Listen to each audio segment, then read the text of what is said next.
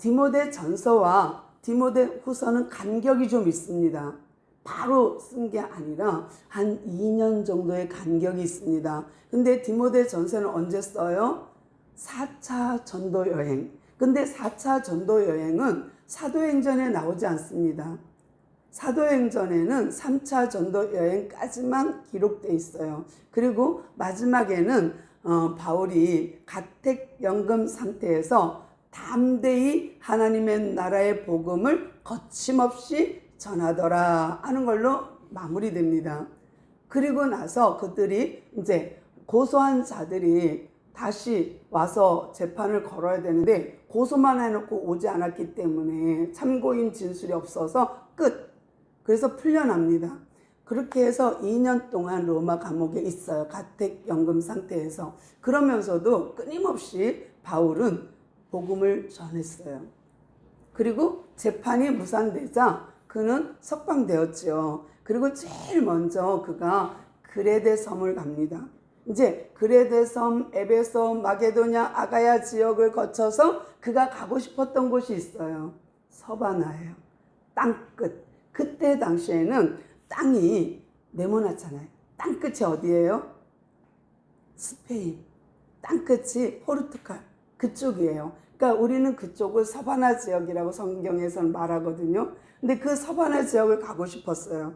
그래서 자기가 전도한 정말 그곳을 더듬어 가는 거예요. 왜냐하면 1차는 아시아 지역을 이고니온, 루스드라, 더베 이런 데 아시아 지역을 전도했다면 2차는 아시아 지역을 못 있게 마게도냐 환상을 보면서 마게도냐로 올라가서 내려왔거든요. 그래서 데살로니가 또 아덴 그리고 고린도까지 그게 2차예요. 또 3차는 이제 에베소 갔다가 오면서 에베소 들려갖고 이제 가는 것이 그렇게 이렇게 라인이 마치 시계 반대쪽으로 이렇게 가는 것처럼 하다가 압송돼 갖고 로마에 가서 가이사라에서 2년 로마에서 2년 감옥 생활하고 이제 나왔어요.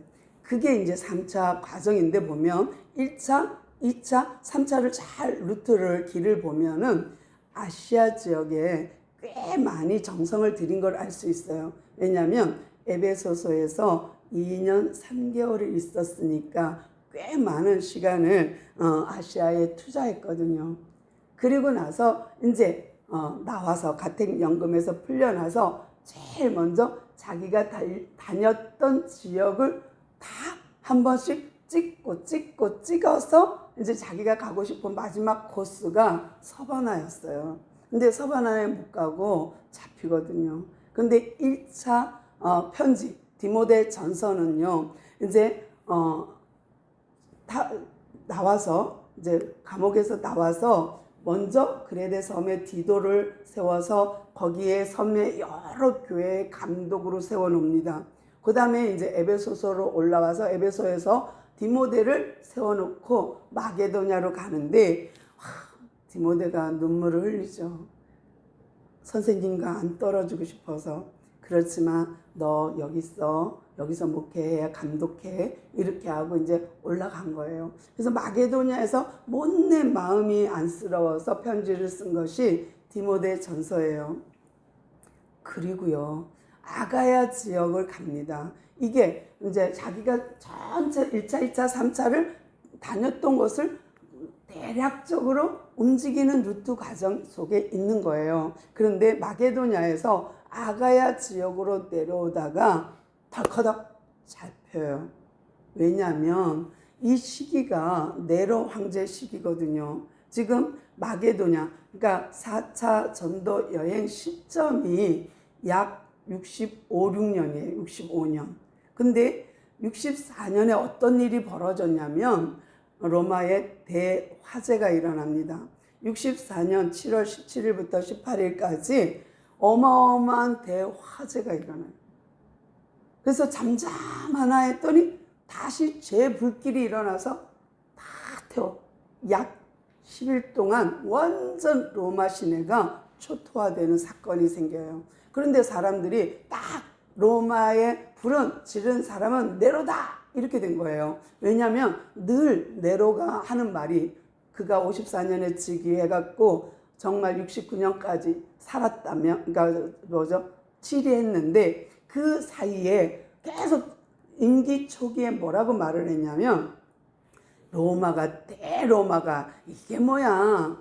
아니 차 하나도 지나갈 수 없는 좁은 길, 만약에 어떻게 하겠어요? 마차 하나 지나갈 수도 없는 좁은 길.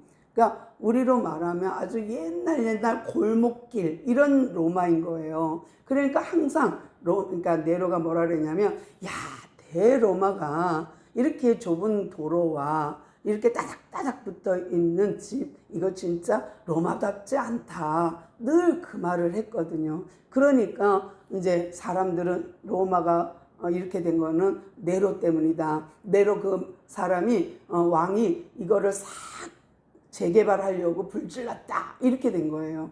그러다 보니까 아니야, 난 아니야, 내가 불질르지 않았어 하고 지목한 것이 유대인이에요. 하필이면 유대인이 사는 지역에는 불이 안 났어. 왜? 강북이니까. 강남만 불났어. 그러니까 네로가 있는 그 로마시가 있는 그쪽에만 불이 나고 강 건너는 불이 안 난 거예요. 그러니까 쟤네들이 와서 불질렀다 이렇게 된 거예요. 그러니까 누군가 희생양을 만들기 위해서 네로가 그리스도인을 지목한 거예요. 그래서 문제가 생긴 거예요. 다 잡아와, 다 가서 신문하자 이렇게 된 거예요. 누가 불질렀어? 그래서 누가 불질렀어? 그러니까 이제 로마 군인들은 많이 잡아올수록 승진하는 거예요. 악랄하게 잡아올수록 승진하는 거예요. 그러니까 이곳저곳 로마의 관할하에 있는 그리스도인들을 잡아들이기 시작했어요. 그런데 이 그리스도인들의 괴수가 누구예요? 바울이잖아요. 그러니까 바울이 4차 전도할 때에 그레데 섬과 에베소서를 통과해서 이제 마게도냐에서 아가야 지역으로 내려가는 중간에 어디선가 잡힌 거예요. 그래서 이번에는 가택연금 정도가 아닙니다. 이번에 로마 감옥은요 아주 어둡고 침침하고 습하고 정말 빛 하나 안 들어오는, 햇빛 하나 안 들어오는 감옥에 갇히게 됩니다. 뿐만 아니라 착고에 채워져서 꼼짝달싹 못하는 곳에 갇히게 된 거예요. 근데 보통 로마가 1, 2, 3 감옥이 있다면 1은 가벼운 죄인, 2 감옥은 그 아래, 그러니까 지하 1층, 2층, 3층 이런 식이죠. 그래서 그 아래 감옥, 중간 죄인, 그 다음에 아주 중죄인은 아주 깊숙한 감옥에 갇혔거든요. 그러면 거기는 추워요. 그러니까 디모데가 한테 얘기하는 게 그거죠. 내가 성경을 갖고 와라. 또 두꺼운 옷을 좀 갖고 와라. 내가 춥다. 이런 거예요. 그러니까 이제는 예전에는 1차 로마 감옥에 있을 때에는 자기가 풀려날 걸 빌레몬한테도 얘기하고 내가 곧 갈 테니 집을 하나 장만해 다오. 거처할 집을 이럴 정도로 자기가 풀려날 거에 대한 확신이 있었어요. 근데 디모데 후서는 아닙니다. 내가 여기서 죽을 거를 확신해요. 오히려 거꾸로 내가 여기서 못 나갈 것을 확신해요. 그래서 가까스로 정말로 최선을 다해서 마지막 유언처럼 쓴 책이 디모데 후서예요.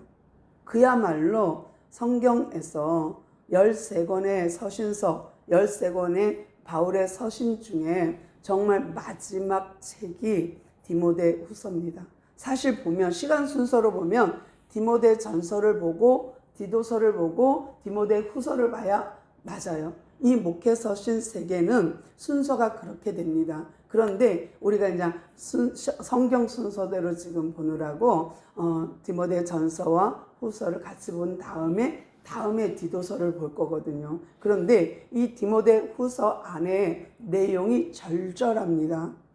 너무 슬픈 내용이 많아요.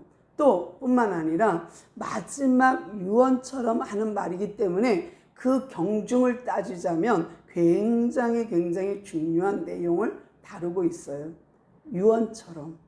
그래서 지금 디모데 후서는요 아주 아주 어두운 정말 빛 하나 들어오지 않는 칠흑 같은 감옥에서 그가 정말 최선을 다해서 그가 성경을 지금 디모데 후서를 기록해서 디모데한테 보내는 거예요. 근데 그 애절한 표현이 정말 볼 수 있는데요. 오늘 1장 1절부터 보면은 하나님의 뜻으로 말미암아, 그렇죠? 하나님의 뜻으로 말미암아 언제요? 다메섹 도상에서 하나님의 뜻에 말미암아 나는 이방인의 사도로 부름받았어라는 거예요. 근데 다메섹 도상 우리 많이 들어서 알고 있지만 그 다메섹 도상에서 사도행전 9장에서 어떤 내용이에요? 강한 빛이 그에게 임하였고 네가 나를 어떻게 핍박하느냐? 주여 니시니까 너가 핍박하는 예수다 하는 장면과 또 한 장면은 뭐예요? 아나니아를 통해서 너 가서 직가는 뭐예요? 직가로 가서 그런데 직은요, 직가는 곧은 길로 쭉 내려가서 이 길 곧장 곧바로 똑바로 내려가서 이런 뜻이에요. 그러니까 너는 직가로 가서 그러니까 곧은 길로 쭉 가서 거기 가서 바울을 만나. 거기에 있다. 근데 거기 가갖고 그 눈을 내가 멀게 했으니까 기도해줘. 그러면 열릴 거야. 그러니까 아유 예수님 하면서 아니 그 사람 여기 왜 왔는지 나 알거든요. 그 사람 예수 믿는 사람 잡으려고 온 건데 나 알아요. 근데 내가 예수 믿는 사람으로서 가서 기도해주면 나 잡아가면 어떡해요? 하고 이제 걱정하는 거예요. 그러니까 예수님이 뭐라 그는 내가 택한 이방인의 그릇이다. 내가 그를 이방인의 사도로 세웠다. 그러니 가서 네가 안수해줘라. 그런 거하고 또 하나 뭐예요? 그가 그리스도 복음을 전파할 때에 고난을 같이 받을 것도 그가 안다예요. 그러니까 두 가지예요. 복음을 전하는 사명, 고난을 받을 사명. 고난 받는 것도 사명입니까? 그러게요. 우리가 예수 믿으면 꽃길만 걸어요. 탄탄대로 막 승승장구 손대는 것마다 복을 받고 막 가는 곳마다 복을 받고 막 가서 막 로또가 되고 막 빵빵 주식이 올라 그럴 줄 알죠. 그것이 복이 아니라 오히려 우리에게 걸림돌 될 수도 있어요. 믿음 안에서는. 그렇기 때문에 때로는 이 고난이 우리에게 유익인 것도 있거든요. 그렇다고 해서 다 그럼 예수만 믿으면 다 고난을 받아야 되고 다 잘못돼야 되고 다 망해야 되느냐? 아니요. 성경에 보면 아브라함 같은 부자도 있고요. 이삭과 같은 부자도 있어요. 뭐 야곱은 부자 아니었나요? 솔로몬은요? 다윗은요? 어마어마한 부자들 많죠. 명예는요? 다 명예 있고 권위가 있어요. 그런데 그 말이 아니라 복음에 유익하다면 또 그릇이 된다면 하나님 우리에게 채워줄 거예요. 차고 넘치도록 그러니까 흔들어 넘치도록 줄 거예요. 우리 그릇 준비가 더 먼저 돼야 되는 거지. 그래서 지금 바울을 뭐라고 말해요? 이방인의 그릇으로 내가 선택했어. 그에게 가서 기도해줘. 그가 고난받을 것도 알고 있어. 또 뭐예요? 그는 이방인에게 복음을 전하고 임금들과 또 이스라엘 자손에게 이렇게 복음을 전할게 내가 사명을 준 거야. 내가 그를 선택했어 라고 말하면서 아나니아를 보내거든요. 그런데 그 과정에서 보면 바울이 고난받는다는 것을 명백하게 성경은 말하고 있고 그가 이제 3차 전도 여행을 마치고 밀레도에서 에베소 장로들을 만나고 갈 때에도 또 빌립 집사 집에서 딸들이 예언할 때에도 같은 말을 합니다. 가지 마세요. 바울 선생님 가면 이렇게 잡혀요. 이렇게 묶여요. 가지 마세요. 막 그러거든요. 그런데 바울은 뭐라 그래요? 성령이 내게 다 보여줬다. 나 알고 있어. 환상 가운데 내가 가면 고난받을 거 알아. 그래도 하나님의 뜻을 이루기 위하여 나는 가야 돼 하고 가요. 가서 잡히는 거 모르는 거 아니에요. 알고도 갑니다. 왜? 하나님의 뜻이니까. 그래서 1절에 보니까 하나님의 뜻으로 말미암아 이제 바울이 이방인의 사도로 지금까지 11년 이상 사역을 했습니다. 일을 했어요. 그리고 그리스도 예수 안에 있는 약속을 하나 알고 있어. 어떤 약속? 생명의 약속. 내가 이제 지금 죽어도 나에게는 약속이 있단다. 나에게는 생명이 있단다. 내가 예수 생명, 예수 십자가의 생명, 예수 부활의 생명, 그 생명으로 나는 부활할 것을 알아. 이 생명의 약속을 붙잡고 나는 지금도 견디고 있는 거야. 나는 이 생명 부활할 것을 믿고 내가 지금 신뢰하고 있다. 나는 그래서 죽음이 겁 안 나. 근데 사람들은 뭐라 그래요? 쯔쯔쯔 안 됐어. 예수 전하면 뭐해? 결국은 죽잖아. 아이고 감옥에 갇혔잖아. 아이고 매를 맞잖아. 그러면서 사람들은요 바울의 일생, 바울의 걸음을 비아냥거리고 비난했어요. 그래도 끝까지 바울은 어떤 심정이었을까요? 괜찮아. 나 고난받는 거 예수님이 벌써 얘기해놨어. 이미 내가 사명 받을 때에, 사도로 부름 받을 때에 이미 예고된 사건이야. 이미 내가 고난받는 거 기정사실이었어. 그러면서 그거에 대해서 고난받고 매 맞고 풍랑 만나고 생명의 위협을 받을 때도 그는 걱정 없었어요. 왜? 아직 사명이 있으니까. 내가 아직 할 일이 있으니까. 그런데요 디모데후서에서는 아닙니다. 이제 내가 달려갈 길 다 끝났어. 이제 생명의 약속, 이 생명의 약속을 붙잡고 내가 이 시간, 이 순간까지 내가 너한테 편지 쓰노라 하는 거예요. 그리스도 예수의 사도된 바울이라고 말해요. 그러니까 자기는 끝까지 사도인 거야. 보내심을 받은 자. 이게 디모데는 알잖아요. 바울이 어떤 사람인지. 그런데 바울의 직위, 예수님의 제자를 12사도라고 하잖아요. 그 직위를 말하는 게 아니라는 거 디모데는 알고 있어요. 그러니까 지금 나 사도된 바울은 하고 말하는 이 사도되는 것은 직위보다는 그 직위가 갖고 있는 의미, 그 직임을 갖고 있는 그런 사역 속의 의미를 더 부각하는 거예요. 더 드러내는 거예요. 보내심을 받은 자로서 나는 지금 이 순간에도 사명을 감당해. 왜? 그 안에 생명의 언약, 생명의 약속을 갖고 있기 때문이지 라는 거예요. 그러면서 사랑하는 아들 디모데에게 세상에 자기가 낳지도 않았는데 영적인 아들로 사랑하는 아들 디모데야, 내가 편지하는 거 하나님 아버지와, 그러니까 정말 놀랍게도 계속 말하는 것이 뭐예요? 에베소서에서도 성부, 성자, 성령의 하시는 일에 대해서 확고하게 가르쳤잖아요. 여기가 어디예요? 에베소 교회잖아요. 에베소 교회에 사역하는 디모데에게 지금 편지를 쓰고 있는 거거든. 그러니까 지금 에베소 지역은요, 바울이 2년 3개월을 두란노에서 2년, 회당에서 3개월 해갖고 근 3년을 사역한 곳이에요. 탄탄한 기초가 있어요. 탄탄한 성경의 메시지가 있는 곳이거든요. 그런데 거기에다가 뭐라고 말해요? 하나님 아버지와 성부 하나님과 그리스도 예수 우리 주께로부터 받은 은혜. 정말 그 은혜가 뭐예요? 복음이잖아요. 탄탄하게 받은 너희들의 그 복음, 그 복음의 메시지가 너에게 긍휼과 평강이 내게 있을지어다 하고 인사해요. 긍휼, 우리가 정말 긍휼하심을 받지 않으면 큰일 나요. 하나님의 긍휼 없으면 안 돼요. 우리가 어떻게 하나님의 긍휼 없이 내 마음대로 숨쉬기를 5분 이상 할 수 있겠어요? 하나님이 내 코를 5분만 눌러봐. 그러면 숨 못 쉬어 죽지.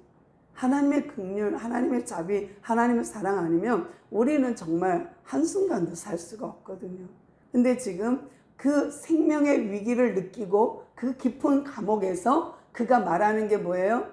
그리스도 예수, 우리 주 예수 안에서로부터 오는 은혜, 긍휼, 그 긍휼함이 너에게 평강이 있기를 원하노라 하고 인사하고 있는 거예요. 그러니까 지금 바울이 한마디가 정말 너무너무 간절한 인사말이거든요. 그러면서 3절로 넘어가면 내가 밤낮 주야 간구하고 간절히 구하고 기도하는 것은 너를 위해서 기도하는 거예요. 가운데 쉬지 않고, 정말 내가 쉬지 않고 기도하고 있다? 밤낮 기도하고 있다? 누구를 위하여? 너를 생각하여. 그러니까 정말 눈물을 흘리면서 헤어진 디모데를 잊지 못하는 거예요. 비록 이제 전서를 써서 보냈지만은 계속 마음에 두고 걸리는 게 뭐예요? 디모데의 눈물인 거예요.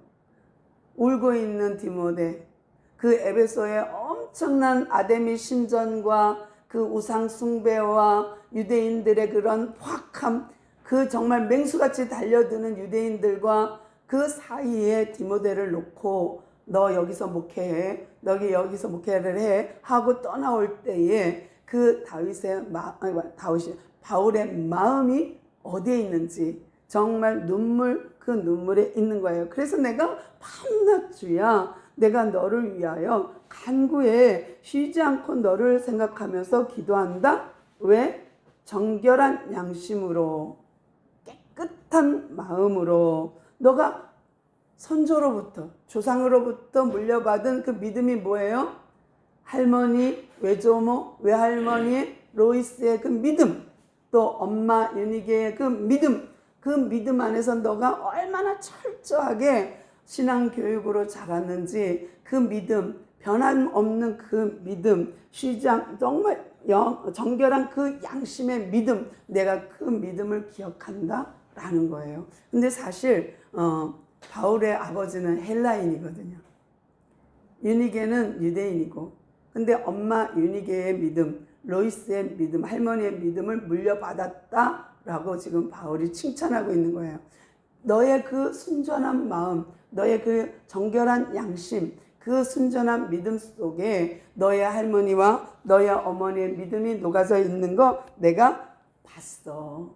내가 그걸 알지. 라고 하면서 그 유약한 여리고 여린 디모데의 그 성품, 겁이 나갖고 사람들이 욕할까봐 위가 너무 아파도 포도주 한 잔 제대로 못 먹는 그런 디모데에게 포도주 먹어. 괜찮아.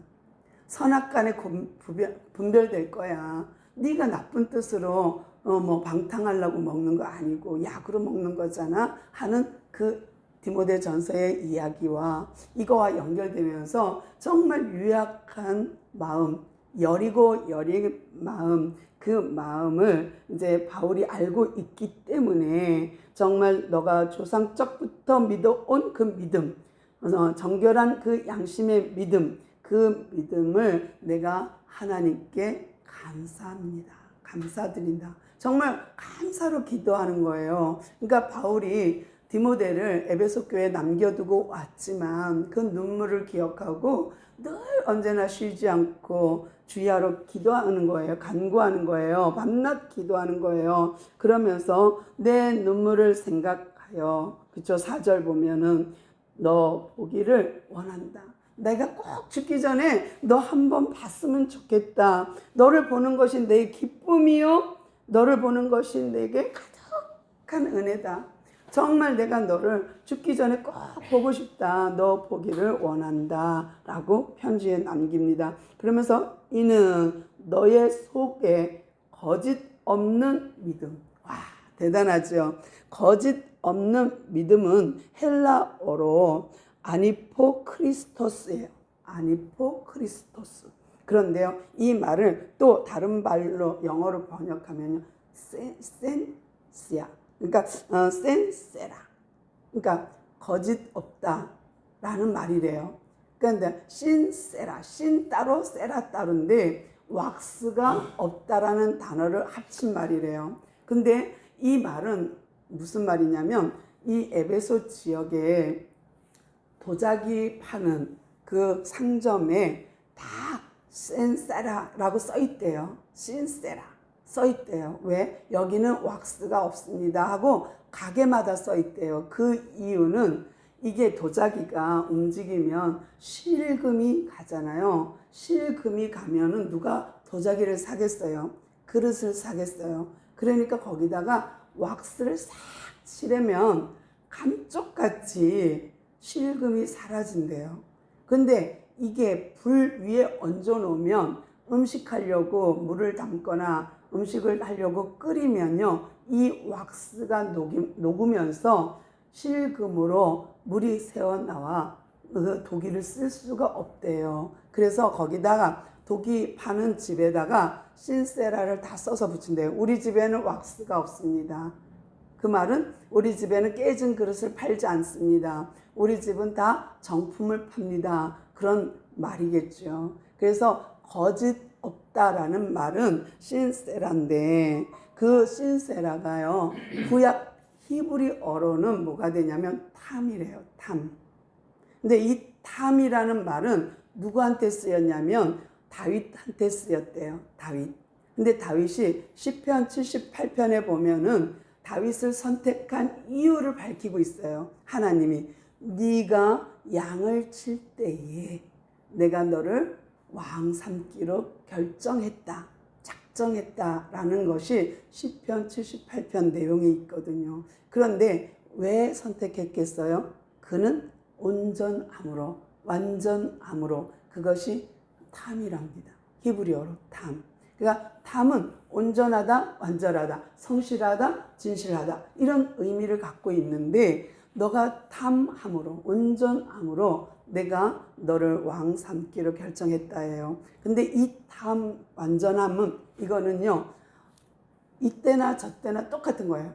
그러니까 화장실 들어갈 때나 나올 때나 똑같아야 되는 거예요.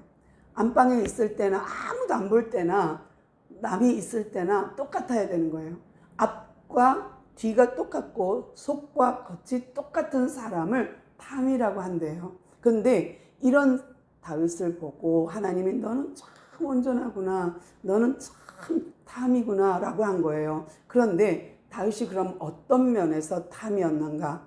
그가 이제 양을 칠 때에 자기 양만 치는 게 아니라 여러 사람 양을, 아버지 양 10마리, 형 양 3마리, 둘째 형 2마리, 뭐 셋째 형 1마리, 이렇게. 그럼 자기 양 섞어서 한꺼번에 30마리, 50마리를 보는 거예요. 그런데 그때에 만약에 자기를 괴롭히고 못되게 군 형 양을 늑대가 탁 목덜미를 깨물었어. 그리고 물고 갈라 그래. 그러면 어떻게 해요?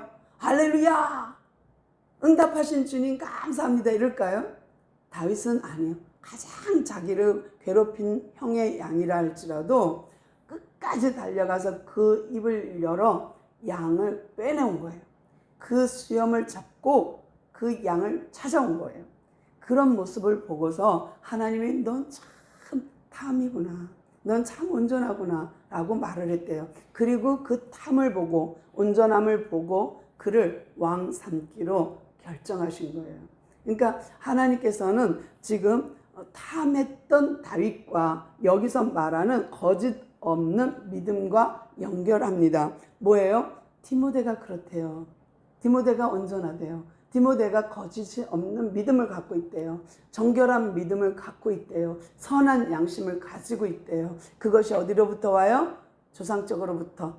그러니까 할머니 외조모와 유니게로, 어머니로부터 물려받은 믿음의 그 유산이라는 거예요. 그러면서 거짓 없는 믿음이 있음을 생각함이라. 5절에 보니까요, 이 믿음은 먼저 외조모 로이스와 어머니 유니게 속에 있더니 너 속에도 있다는 거 내가 지금 봤어 라는 거예요. 와, 그러면서요, 바울이요, 그 칭찬, 사랑하는 아들 디모데야, 난 이제 곧 죽고 난 여기서 못 나갈 거 내가 알아. 그렇지만 내가 죽기 전에 네 얼굴 한번 꼭 보고 싶은데, 보고 싶은 그 속의 내막은 뭐예요? 너의 믿음이 아름다워. 너의 변함없는 그 사랑이, 변함없는 그 믿음이 나 너무 좋아. 네 얼굴 한번 보고 싶다 하는 소원을 담아 기도하는 거예요. 내가 밤낮 너를 위하여 간구하고 감사한다. 너에게 이런 믿음이 있다는 거 감사한다. 정말 내가 너를 사랑해. 라고 지금 마지막 글을 남기고 있는 바울의 모습을 봅니다. 하나님이 우리를 볼 때에 우리에게 너는 참 탐하구나. 넌 어쩌면 그렇게 겉과 속이 똑같니? 너의 순전한 믿음을 보니 내가 기쁘다. 내가 너를 쓰겠노라 한다면 얼마나 감사할까요? 다윗처럼 내가 너를 쓰겠어. 사명자로, 바울처럼 쓰겠어. 사역자로. 그런다면 얼마나 좋을까요? 정말 하나님이 우리에게 원하는 것은 어떤 스펙이나 우리가 잘 나가는 어떤 능력이 아니에요. 내가 갖고 있는 기능이 아니에요. 달란트가 그런 거 아니에요. 그런 것보다는 우리의 온전한 마음, 탐, 그것을 바라고 기대하고 계시는 하나님 앞에 우리가 먼저 탐하면, 우리가 먼저 온전하고 성실하고 진실하면 하나님께서는 우리를 사용하실 줄로 믿습니다.